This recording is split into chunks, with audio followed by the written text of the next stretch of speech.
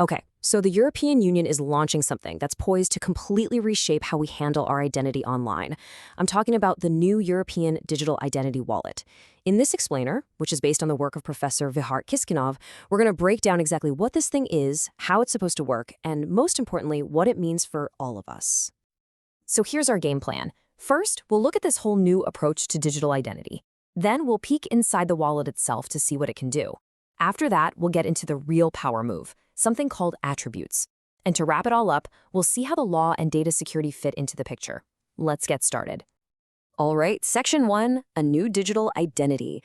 And the subtitle here really says it all, from state control to citizen sovereignty. What we're talking about is a massive philosophical shift. It's all about taking control of your personal data away from these big centralized government systems and putting it right back where it belongs, in your hands. And this really is what you'd call a paradigm shift. I mean, think about how it used to work.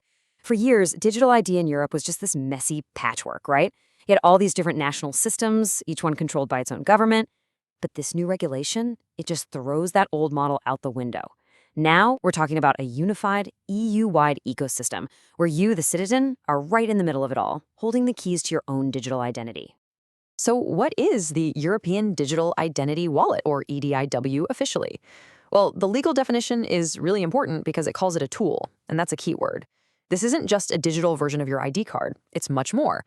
It's a whole platform that lets you manage your identity data, prove certain things about yourself, we'll get to those attributes in a bit, and even sign documents with a signature that's legally just as good as one in ink. Okay, let's cut through the legal jargon. What does that actually mean? Just think of it like a super secure app on your phone. That's it.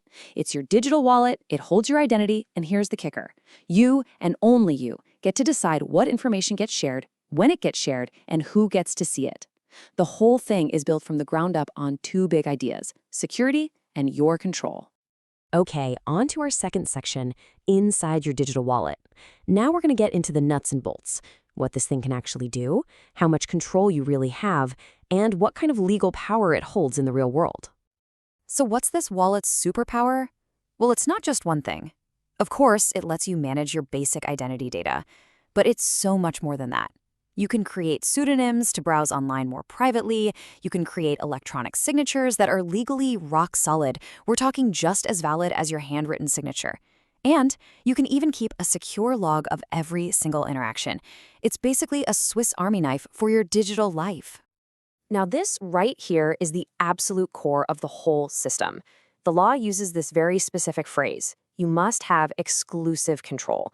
What that means is nobody, not a company, not the government, nobody can just reach in and pull data from your wallet. Every single time you share something, you have to initiate it and you have to approve it. It's a textbook example of privacy by design, meaning privacy isn't an afterthought. It's baked into the very foundation of the law. So just how much legal muscle does this wallet have? Well, a lot. For any public service anywhere in the EU, think filing taxes or accessing government websites, they have to accept it. It's mandatory. And it's the same for some private businesses where trust is critical, like opening a bank account or getting your health records. For other things, it's voluntary. But what this does is create a brand new, standard way of proving who you are online. And it's so powerful that even the biggest tech platforms are going to have to get on board. All right, Section 3, the power of attributes. And this is where things get really interesting. This is what takes the wallet from just being a digital ID card and turns it into something truly revolutionary. And it all comes down to understanding this one concept: attributes. So let's just cut to the chase. What exactly is an attribute? Okay, the official legal definition is, it's incredibly broad. An attribute is basically any characteristic, quality, right, or permission. So think about that.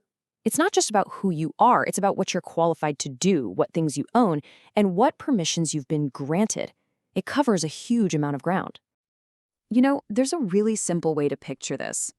Think of your physical wallet for a second. The EDIW, that's the wallet itself.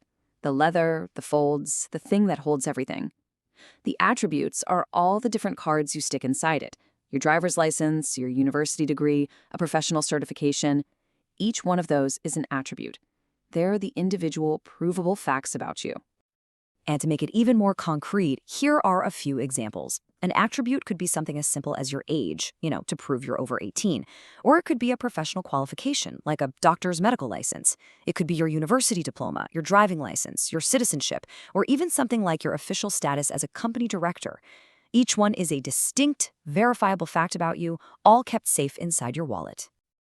And that brings us to our final section, where we tie it all together: attributes, law, and data. We need to answer two big questions here. First, how does anyone know these attributes are real?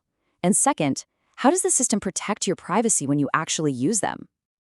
Right, so it turns out not all attributes are created equal. The regulation actually creates a kind of trust hierarchy. At the very top, you have what are called qualified attestations. These come from the most trusted certified providers, and they are automatically considered legit everywhere in the EU, no questions asked. A step down from that, you have public attestations from official sources like a government registry. These are legally considered just as good as the paper document. And then there's everything else, the non-qualified ones, where the legal weight really depends on the context. Now, this is a really important legal point to grasp. When you share an attribute, you're sharing a static, verifiable fact about yourself. For example, my profession is doctor. That's it.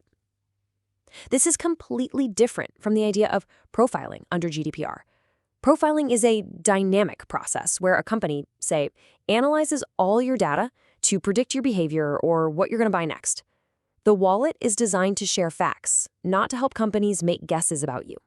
And the entire system is built on this beautiful principle called selective disclosure. You can think of it as data minimization on steroids. All it means is that for any interaction, you only share the absolute bare minimum of information needed to get the job done. Nothing extra, no oversharing. And here's a mind-blowing example of how that actually works in practice, thanks to a technology called zero-knowledge proofs. Imagine a service needs to know if you're over 18. Instead of showing them your ID with your birth date, address, and everything else, the service just asks your wallet one question: is this person over 18? And your wallet can mathematically prove the answer is yes without ever revealing your actual date of birth. Think about that. You prove the fact is true without giving away the data behind the fact. It is a total game changer for online privacy. So let's just boil this all down to the key takeaways. What have we learned? First, you are in the driver's seat of your digital identity. Full stop. Second, this is one single secure wallet for all of Europe. No more patchwork. Third, you only share what you absolutely need to and nothing more. And finally, this thing has real legal teeth, and it has to be accepted for a whole range of public and private services. Look, the European Digital Identity Wallet promises a future where we are all digitally sovereign. But that leaves us with a pretty big question to think about. As this one wallet becomes the master key to our entire online lives, what new responsibilities does all of this new power actually place on us as citizens?